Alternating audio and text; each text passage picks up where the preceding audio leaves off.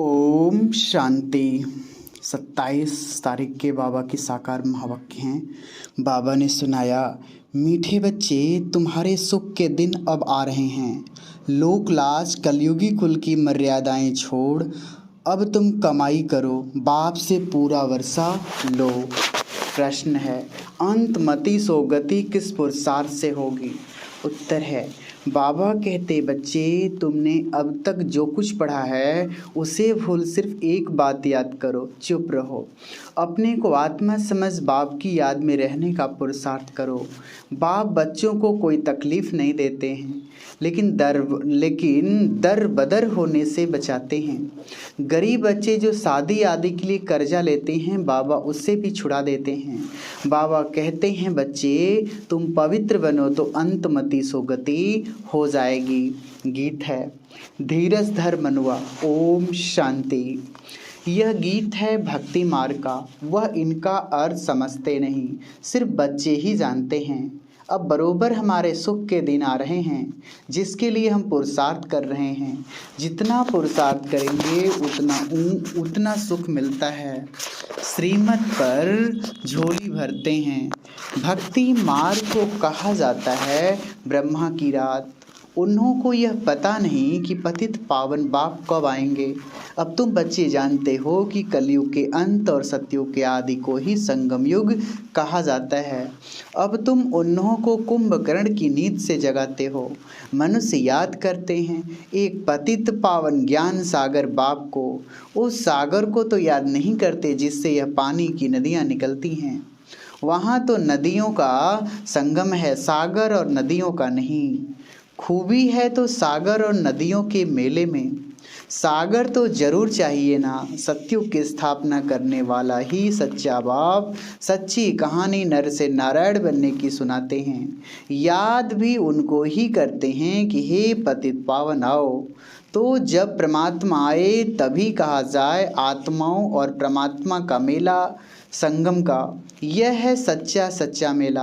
तुम लिख सकते हो, यह आत्मा और परमात्मा का एक ही पुरुषोत्तम संगम युग का मेला लगता है, जिससे पतित सृष्टि बदल पावन जरूर बनती है। वह है पावन दुनिया, यह है पतित दुनिया। यह है सच्चा मेला, जबकि पतित पावन बाप आकर पतित आत्माओं को पावन बनाए साथ ले जाते हैं। परमात्मा और आत्माओं का मेला लगता है पतित दुनिया को पावन बनाने के लिए। तो इसका कार्टून भी बनाना चाहिए। बाबा यह सब एडवांस में समझाते हैं। त्रिवेणी पर अक्सर करके शिवरात्रि पर ही जाते हैं, तो यह सब समझाने का भी नशा चढ़ना चाहिए। जो अच्छा समझाने वाला होगा वह युक्ति से समझाएगा, नहीं तो बित करता रहेगा। कुंभ का मेला सच्चा और झूठा सिद्ध करना चाहिए। यह है संगम, जबकि पतित दुनिया पावन दुनिया बनती है। तो सच्चा मेला यह है। वह कुंभकर्ण की अज्ञान नींद में सोए हुए हैं। परमात्मा के लिए सर्वव्यापी कह देते हैं। वह तो पतित पावन है, उनको तो आना ही है पावन बनाने। तुम जानते हो यह एक ही पुरुषोत्तम संगम युग है, जिसमें चढ़ती कला होती है। सतयुग के बाद फिर नीचे गिरना ही है। जो समय बीता वह कहेंगे पूरा हुआ। पुराना होते होते बिल्कुल ही पुराने बन जाएंगे। तुम्हारी स्वास्तिका भी ऐसी बनाई हुई है, सतो प्रधान सतो रजो तमो। तुम जानते हो हम अभी बाप से सदा सुख का वर्षा पाने का पुरुषार्थ करते हैं। बाबा पुरुषार्थ भी बहुत सहज कराते हैं, कोई तकलीफ नहीं और ही दर बदर होने से बचाते हैं। शादी आदि में कितना खर्चा होता है। गरीबों को तो कर्जा लेकर भी शादी करानी पड़ती है। बाबा इन कर्जे आदि से भी छुड़ाते हैं, नरक में गिरने से भी बचाते हैं, तो खर्चे आदि से भी बचाते हैं। इसलिए यहाँ गरीब बहुत आते हैं। कितनी अच्छी कन्याएं आती थी, अचानक काम का तूफान आया, सगाई की शादी कर ली, शादी करके फिर पछताती हैं। यह बड़ी भूल हो गई। टाइम लगता है ना, तो बाप कितनी बचाने की कोशिश करते हैं। साहूकार तो आ न सके, वह न खुद वर्षा पाते न रचना को सच्ची कमाई करने देते। गरीबों में भी बहुत गंदी रस्म रिवाज है। लोक लाज कुल मर्यादा मार डालती है।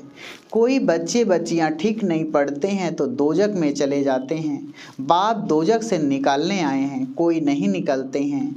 जानवर तो नहीं जो नाक में रस्सी डाल बचाए। समझाते रहते हैं बाप बच्चों का रचयिता होने के कारण समझाते हैं।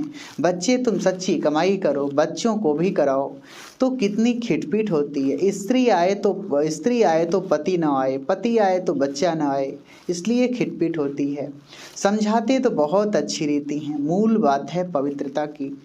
बच्चे लिखते हैं बाबा क्रोध आ गया, तो समझाया जाता है तुम बच्चों पर क्रोध क्यों करते हो। कृष्ण के लिए दिखाती हैं यशोदा हाथ बांध उखरी से बांध देती थी, परंतु ऐसी बात है नहीं। वहाँ तो मर्यादा पुरुषोत्तम बड़े रमणीक बच्चे होते हैं। यहाँ भी कोई कोई बच्चे बड़े अच्छे होते हैं, बात करने की बहुत फजीलत रहती है। यहाँ तो ढेर बच्चे हैं, कोई कोई तो श्रीमत पर चलते ही नहीं हैं, कायदे पर चलते नहीं। कायदे भी तो है ना, मिलिट्री में काम करने वाले पूछते हैं वहाँ खाना पड़ता है, बाबा क्या करें। बाबा कहते हैं कोशिश करो शुद्ध चीज़ खाने की। लाचारी हालत में दृष्टि देकर खाओ और क्या करेंगे। डबल रोटी तो मिल सकती है, शहद मक्खन आलू ले सकते हो। जिस चीज़ की आदत पड़ गई तो फिर चलता रहेगा, हर बात में पूछना पड़े। बाबा तो बहुत सहज कर देते हैं। सबसे अच्छा है पवित्र बनना। कोई कोई बच्चे ऐसे होते हैं जो घर को ही उड़ा देते हैं, बाप की मिल्कियत को उड़ाए नाम बदनाम कर देते हैं। तुम बच्चों की बुद्धि में अब है कि हमारे सुख के दिन आ रहे हैं, तो क्यों न हम पुरुषार्थ का ऊंचे ते ऊंचा पद पाएं।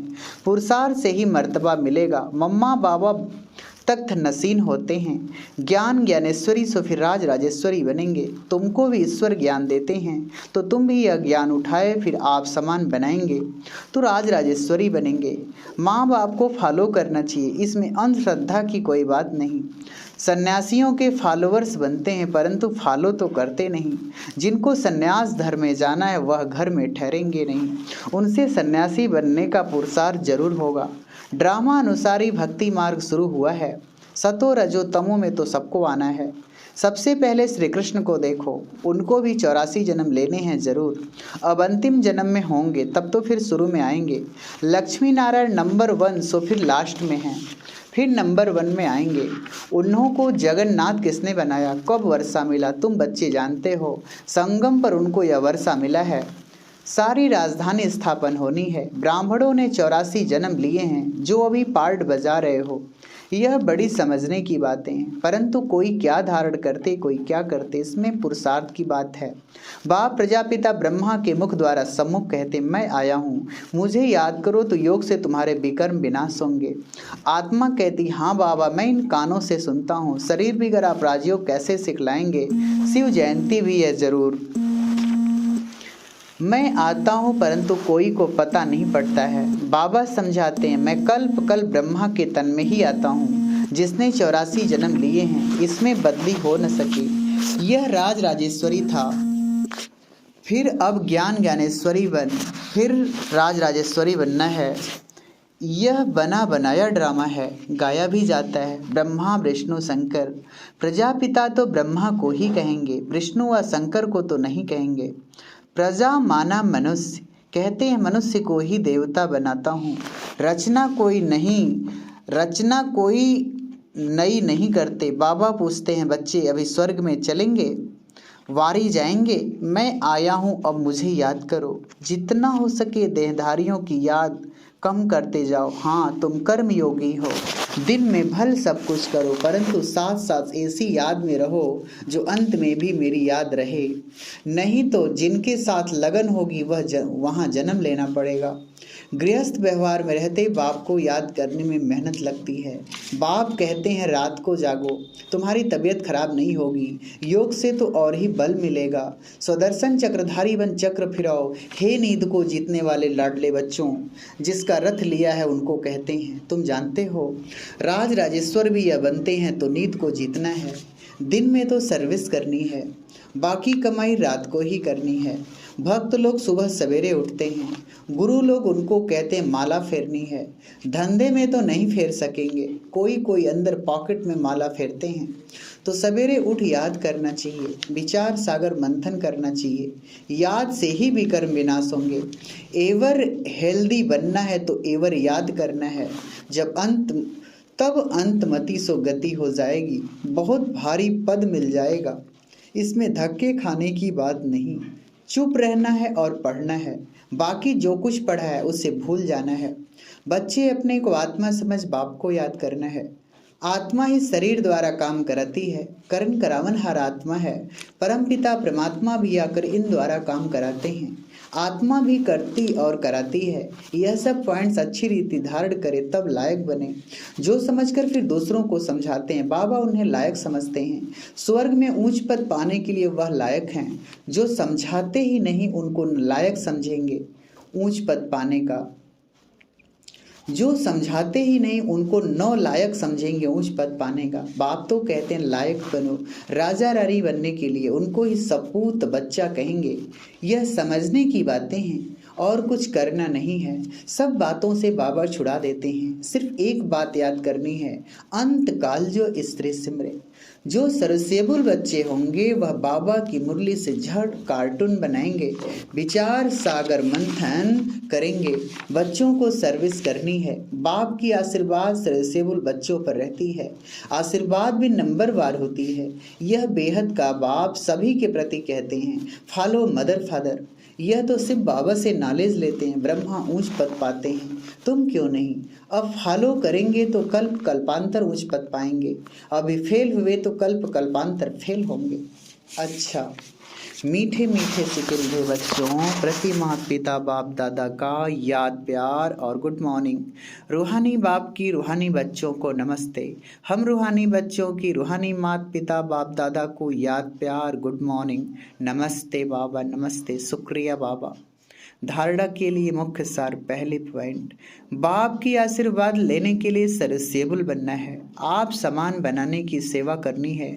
अभी ज्ञान ज्ञानेश्वरी बन फिर राज राजेश्वरी बनना है। दूसरी पॉइंट, एक बाप की याद में रहने की मेहनत करनी है। किसी देहधारी में लगाव नहीं रखना है। नींद को जीतने वाला बल रात में कमाई जमा करनी है। वरदान दे रहे हैं बाबा, अपने स्नेह के शीतल स्वरूप द्वारा विकराल ज्वाला रूप को भी परिवर्तन करने वाले स्नेही मूर्त भव। स्पष्टीकरण है, स्नेह के रिटर्न में वरदाता बाप बच्चों को यही वरदान देते हैं कि सदा हर समय हर एक आत्मा से हर परिस्थिति में स्नेही मूर्त भव। कभी भी अपनी स्नेही मूर्त, स्नेह की सीरत, स्नेही व्यवहार, स्नेह के संपर्क संबंध को छोड़ना भूलना मत। चाहे कोई व्यक्ति, चाहे प्रकृति, चाहे माया, कैसा भी विकराल रूप, ज्वाला रूप धारण कर सामने आए, लेकिन उसे सदा स्नेह की शीतलता द्वारा परिवर्तन करते रहना। स्नेह की दृष्टि, वृत्ति और कृति द्वारा स्नेही सृष्टि बनाना। स्लोगन है, कठिनाइयों को पार करने से ताकत आती है, इसलिए उनसे घबराओ मत। लौलीन स्थिति का अनुभव करो। लौलीन स्थिति वाली समान आत्माएं सदा के योगी हैं। योग लगाने वाले नहीं, लेकिन हैं ही लवलीन। अलग ही नहीं हैं तो याद क्या करेंगे? स्वतः याद है ही। जहाँ साथ होता है तो याद स्वतः रहती है। तो समान आत्माओं की स्टेज साथ रहने की है, समाये हुए रहने की है। ओम शांति।